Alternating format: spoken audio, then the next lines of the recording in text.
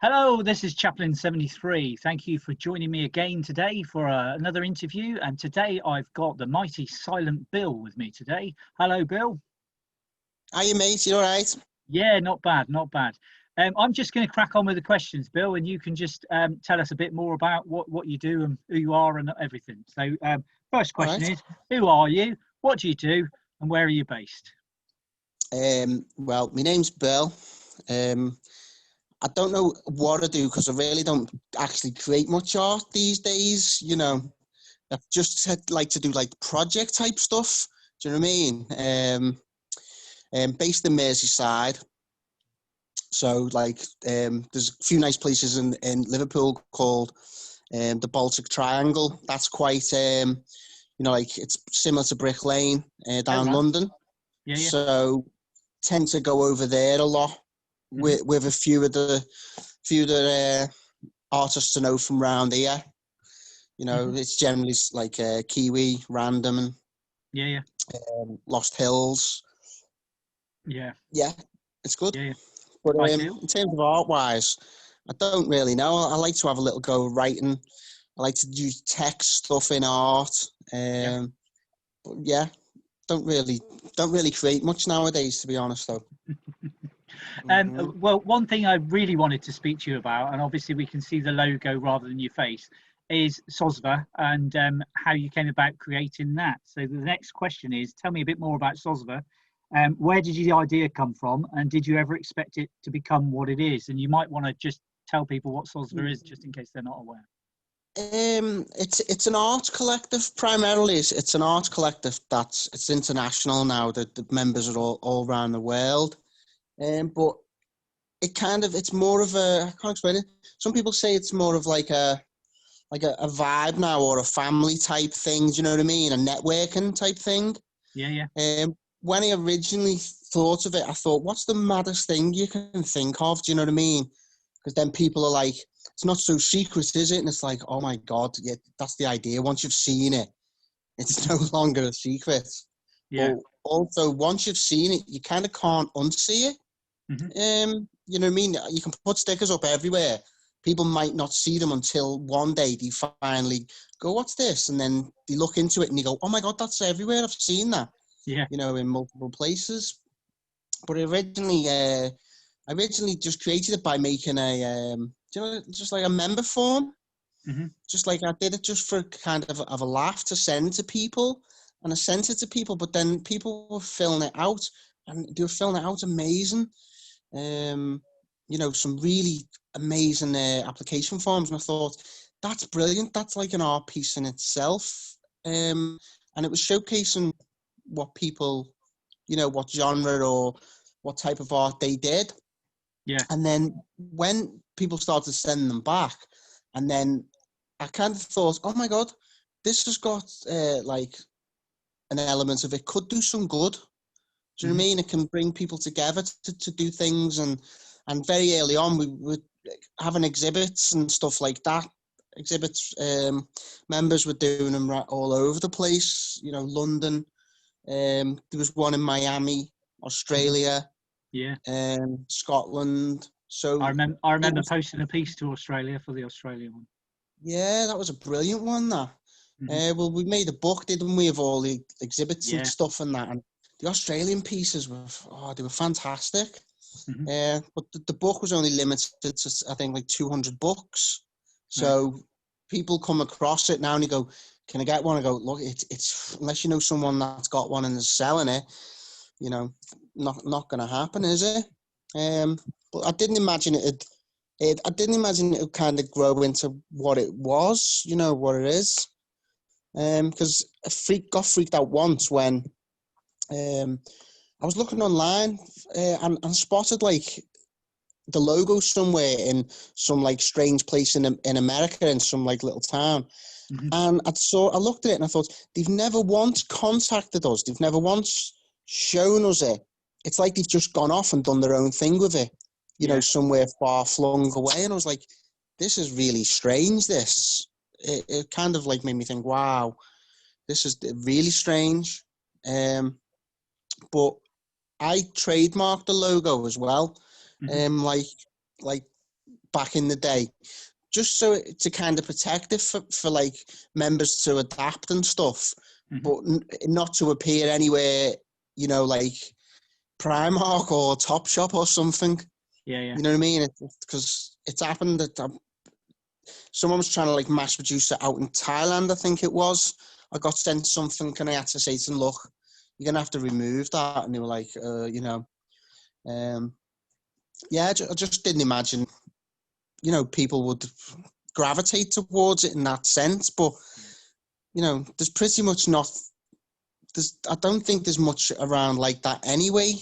You know, like a collective that big. I'm not too sure, other than KLF and stuff like that, but their stuff's a little bit out there for me. Do you know what I mean?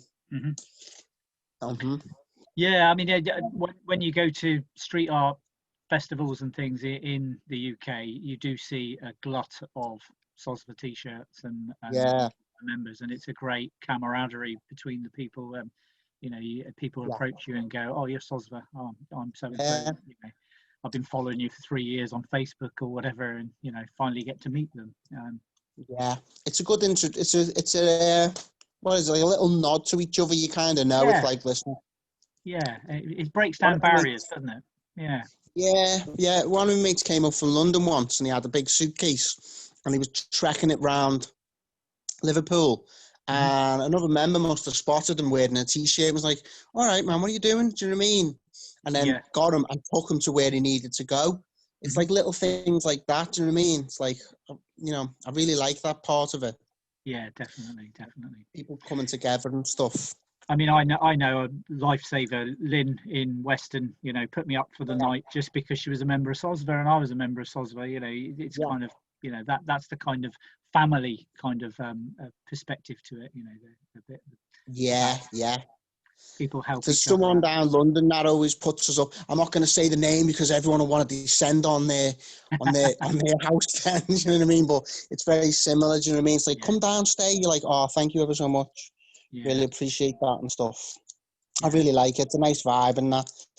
I like the irony of it as well. The secret society of super villain artists. You know, it's not a secret, and we're not villains, and it's kind of I like that.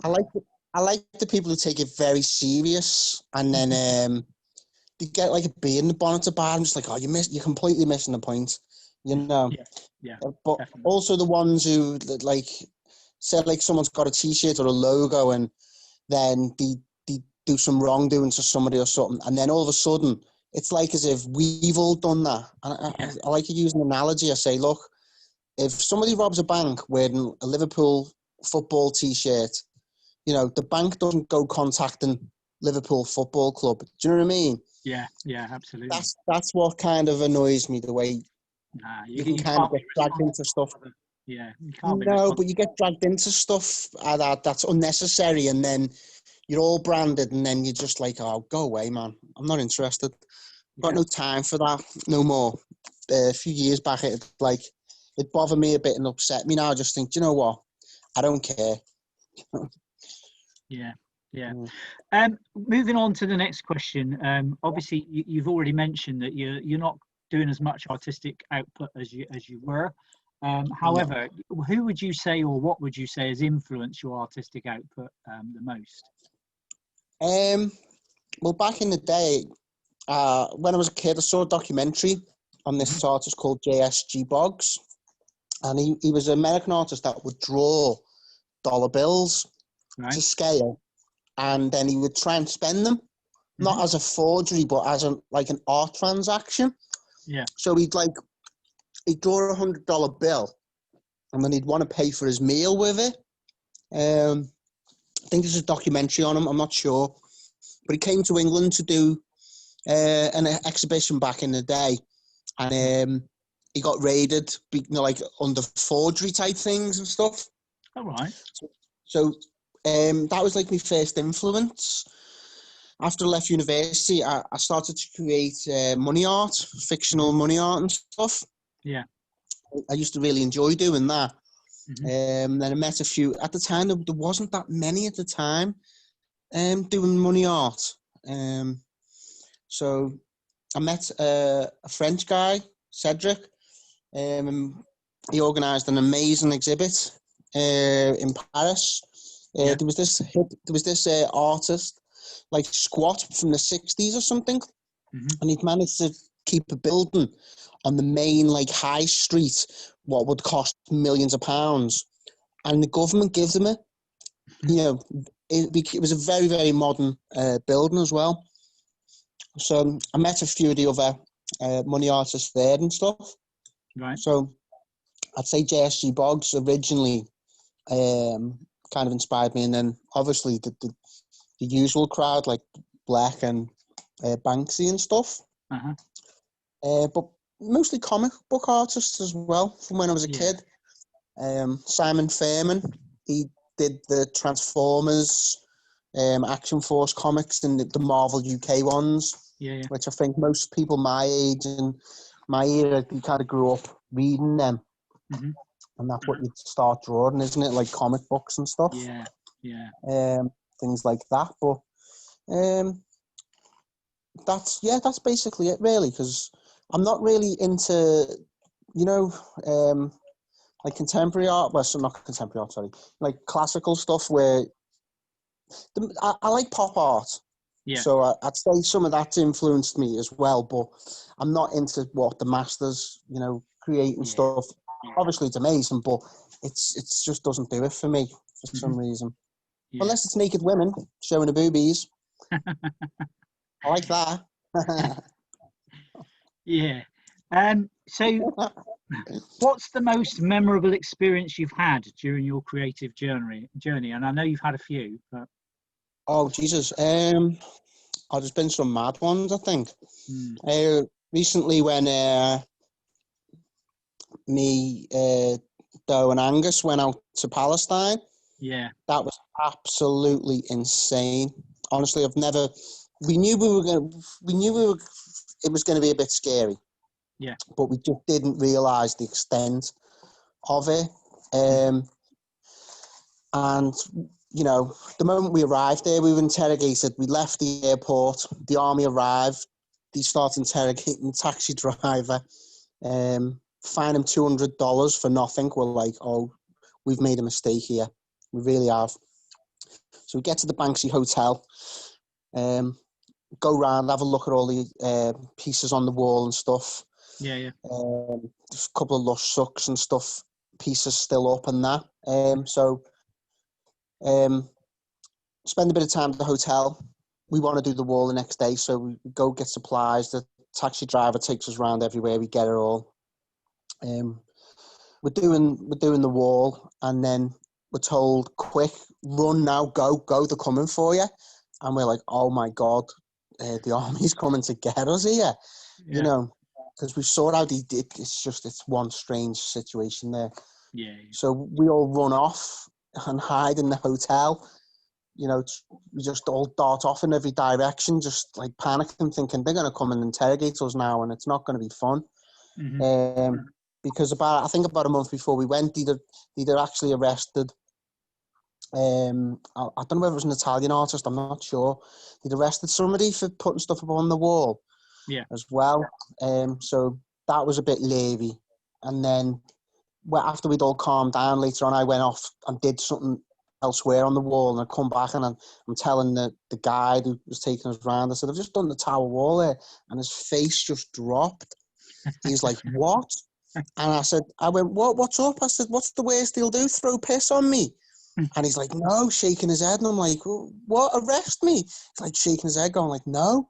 I was like, what? And he goes, shoot you? I was like, oh, you just don't realise the reality of it. Like it's by far the maddest experience I've ever had, ever. Honestly, it is just a very stressful zone. But to go out and do it on the wall there and no show support for the Palestinians, I really like that, to be honest, because they need people to go there to, one, for the economy, and two, to kind of highlight what is going on. Because unless you go and you see it and you tell people, you just can't imagine it. Honestly, you don't see it on the news. We're not told it until you go. And when we were coming back as well, you know, Angus got detained and he was took, and it was not good. We're hiding in the airport thinking they're coming to get us in a minute, because they knew everywhere we'd been, everything. Yeah. It's just one scary place. But that's probably one of my most memorable, to be fair. I don't doubt that at all. I think art is a very powerful thing, and I think that it's the responsibility of artists to raise political concerns. Yes. You know, Yeah. we You've need to got to do raise things these occasionally. issues. Yeah. Well, I went to Chernobyl as well with the intent to put up art in Chernobyl, but upon getting there and seeing it, I realised, I thought, no, it's a bit disrespectful. This is essentially, it's essentially a graveyard almost, if you know what I mean. It's not that it weren't a done deal, and I didn't realise that till I got there, because I was aware there was street art up in there, but I think it was sanctioned and stuff. All right. You know, it's they've allowed certain people in just to do it. So that was a hell of an experience as well, but not in the artistic sense, because we had with the intentions to do that, but then we didn't dare. But we went into Kiev and went out had a mad time in Kiev putting stuff up. Yeah. So that was quite an experience as well. You took some amazing photos too. Oh yeah, that was really good. Artistic wise, I really enjoyed that. And you created a book, so yeah, I've created a book. I've been trying to contact. There's a local place near me, and I contacted them because they bring children over from Chernobyl, for holidays. Oh right, yeah. I approached them and said, "Listen, I've made a book here. I will give you the rights to it. I'll give you it all, and you can take the sales."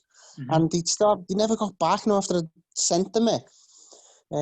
So I'll have to try and pursue that again, and because that'd be quite nice, because the kids from Chernobyl still are living in a, I don't think it hasn't recovered.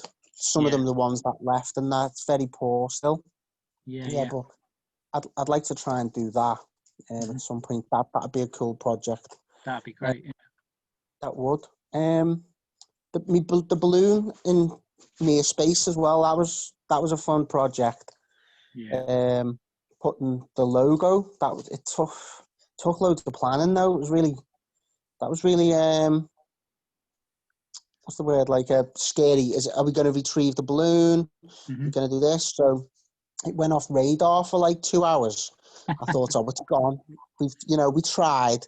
Yeah. I had to drive down. So where did I drive to? Worcester. And I chased the balloon from Worcester up to Stoke-on-Trent. Oh, wow. 3-hour drive, like chase, and lost it in some little village. But it transpired it was our phone signal in the little village. So when we left the village and headed more into town, we picked it up again on the GPS. So I was like, there we go. So I managed to retrieve that with the footage. So I was happy about that as well. Brilliant. That was quite a nice, that was a nice win. Yeah. Yeah, definitely. There's been a few, man. There's been a good few. I don't doubt that for a second. Don't doubt that for a second. So if you were giving advice to an artist who was just starting out now, what would it be? Do you know what? I tell everyone this in the same way that before I first properly started, I approached someone and I said, listen, I've got all these ideas, etc. Can you execute them for me by, give you the paint and stuff? And they said to me, do you have a go? They said the exact same thing to somebody else, and somebody else gave them that same advice. Mm-hmm. Just have a go. Yeah. And that's probably the best advice anyone's ever given me. But then I follow other advice, which is probably the most basic, is like, you've just got to create stuff you like, what you want to see. Because I think too many people create it to kind of sell. And then you get upset when it doesn't sell. You know what I mean? But it should just be create what you want to, create. You should write the book you want to read, make the music you want to hear, and make the art like you want to see. Yeah, That's yeah. just all I can really say, because, you know, Oh, that's great advice. that's it. That's all I can really. There's nothing else I can say. Just you know, be Be you. sensible as well. Yeah. Like it takes people a while to learn the unwritten rules as well. You know, like, is it okay to put it there but not there? Do you know what I mean? It takes people a Yeah. while to gauge where you can actually put some street pieces up. And, you know, I always say, don't go over nobody else's unless it's ultimately necessary. You know, the likes of Bristol and that, they're fighting for wall space where people literally do just have to go over each other all the time. But you know, when like you go somewhere and there's a massive wall, yeah, someone will go over someone else's right there. You think you could have went next to it. You could have went, you know, the advice would be like, just be a little bit respectful to other people's bits and stuff. It does happen accidentally. Do you know what I mean? You're in a frenzy sometimes. You're in the dark. You sometimes like you're panicking, you whatever, and you can accidentally go over like a writer's tag or something, and then, you know, you cause mayhem. But, you know, 9 times out of 10, I think people that do street art don't necessarily go over people's stuff. They'll find a space. Yeah. Yeah, I don't know how to phrase that other than just, you know, be a bit I mean, respectful for everyone's, isn't it, really? yeah, That's all I can. Yeah. I think that's quite sound advice, really. You know, a bit of respect goes a long way, don't it? Yeah. It's quite good in Liverpool as well, because a lot of the writers and taggers and that, they do to an extent, all kind of respect, you know, each other's pieces and stuff. You do get the odd one to go over it and all stuff, but it's different, Liverpool than London and stuff. Um, it's a different setup. It'll all change as it does and stuff, and I'm wall sure it space will. Yeah, become less. But yeah, that's I all I can do. say really. So, if you could travel in time, which artist, living or dead, would you like to spend 24 hours with? Ooh, um, Robert Crumb. He drew the bizarre comics, you know, like the counterculture 1960s, 70s ones. Right. Very warped. What's his name? I think he draws Mr. I think it's Mr. Ordinary. I'm not sure, but cracking documentary on him called Just Crumb. All right. Him and his brothers used to draw comics, but he was just so out there. Do you know what I mean? You read his comics and you're just like, what the hell? But prolific artist in the sense, you know, he'd always have a black book with him. He'd just go to the coffee shop and draw people and stuff. But I think he'd be absolutely fascinating. Yeah. Strange guy. I think he's like a proper like underground hero though. But I was in a comic book shop once in Liverpool, and I saw a picture of Crumb with the guy who owned the comic shop type thing. And I went, wow, what's going on there? And he went, yeah. I knew him for a bit and I met him. And he said, Crumb was going to move to Liverpool. I was like, whoa, seriously? But he asked this guy, and this guy said, no, there's lots of drugs and guns and knives and stuff. So he didn't move there. I think he moved to France because he's American, Crumb. Right. But yeah, so Crumb could have moved to Liverpool. Weird. I recommend anyone go watch the documentary Crumb. I'm going to have a look at that. Yeah. Honestly, it's crazy. It's crazy. And finally, that last question: what is in store for Silent Bill for the future? Do you have any future plans or projects you'd like to share with us today? I know you're involved in a project at the moment. If you want to say a bit about that, that'd be great.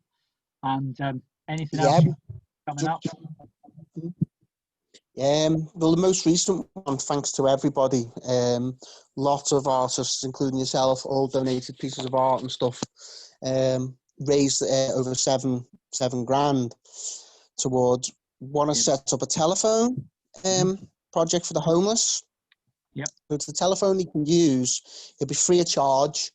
I've now raised that money. I've moved on to the next stage. I spoke to the telephone guy who's actually said, you know what, it's a lot easier than I actually thought. I'm like, okay. So hopefully could do it in a couple of cities to begin with. And there's also, because you raised that much, I'm trying to buy mobile phones as well, because homeless people, you know, communication with them is like the worst thing. you know, you can't get in touch with them for doctor's appointments or, you know, things you need to do. Friends and family can't stay in touch with them. It's kind of hard to, you know, track a homeless person down. So a telephone is like probably one of the most essential things you could probably need. But they've got to have like the most basic phone with that the charge will last for days. Yeah. And something that's not going to get stolen on them and stuff. So I've been trying to source a few hundred of them at the moment. That's proven quite difficult. Right. So that's what I want to do. I was intending on returning back to Palestine this year, 2021, to help rebuild houses there, because the Israel state bulldozed people's houses. So I looked into it and I was going to go back this year, but that's not going to happen now due to COVID. So that might be next year. Also want to go to, I think it's called Christiania in Copenhagen. All right. It's the anarchist commune from like the 70s. It was an old military base that like the creatives and the libertarians moved into, and the government actually let them keep it. It's kind of got no laws there at present. They govern themselves and stuff, but it's got a bit silly with drugs now, so the government and police are going in a lot. So I was meant to go there. Mason Storm was having an exhibit in Copenhagen as well, which due to COVID that got cancelled. So I was going over to Christiania. It's called Christiania Freedom Town. It's worth looking into. Right. Very bizarre place. So people just build their own houses there, and they're all into recycling and, you know, alternative living. So that'll be quite fun to go out there, do some art stuff there. I've been trying. Sealand it's just off the coast. I think it's like 20 miles off the coast of England. I'm not sure how far. And that's a micronation. It's its own country. Oh, right. It's an old oil rig that somebody took over. Michael Bates, I think, went in the 70s and claimed that it is. And it's, you know, you can get a passport for it, their own currency. Been trying to contact them to say, can we get an exhibit there? Because it'd be an exhibit no one can go to. Do you know what I mean? It'd be the strangest exhibit ever. It'd just be like, we just take photographs, but, you know, it's very difficult to get an invite there. So I'm trying that for 2021. Been knocking on that door for a little while, but I always say little jokers like, you know, you knock on enough doors and you don't get any answers. It's like, it's safe to start kicking them in, isn't it? You know? So yeah, there's a couple of things. There's a top secret project as well, which is underway. And I just sent everybody pictures of it the other day, to say, look, we're moving along at this, but I had to make everyone sign non-disclosure agreements. Yeah. Because I thought it's got to stay top secret, literally. And everyone chipped in to get this done. So everyone's invested in this, do you know what I mean? So they're not going to, you know, say this is what's happening, because it will ruin it all. It's really, it's a really good project, actually, to be fair. But we'll all know about it when we get it all sorted, do you know what I mean? People will then be involved and stuff. Don't know, just see what happens after COVID, innit? You know? Life after COVID. Yeah, don't know if that's going to even... Are we going to return to normality, you know? I don't know. With COVID and Brexit all coming to a climax at the end of this year, I dread to think, really, what's going to happen next year. But we'll see. Yeah, it's going to be a lot of change, isn't that? That's good for artists. Yeah. Troubled times always brings out the best in artists, I think. You know? Yeah. That's the time when we can all start, you know, getting annoyed. We can be challenged and we can create some noise. So, yeah, that's it, isn't it? Yeah. Well, thank you very much. I feel as I've learned quite a lot today about Silent Bill and what you're up to and what you've been doing and along your journey. So thanks. It's been good, mate. It's been good chatting, man. Yeah, well, thanks for taking the time out of your day. It's very much appreciated. And if you like what you've heard today, please hit subscribe below and subscribe to my channel. And over the next few weeks, months, years, whatever, I will be interviewing many, many more artists. And yeah, you'll be along for the ride. So thanks a lot.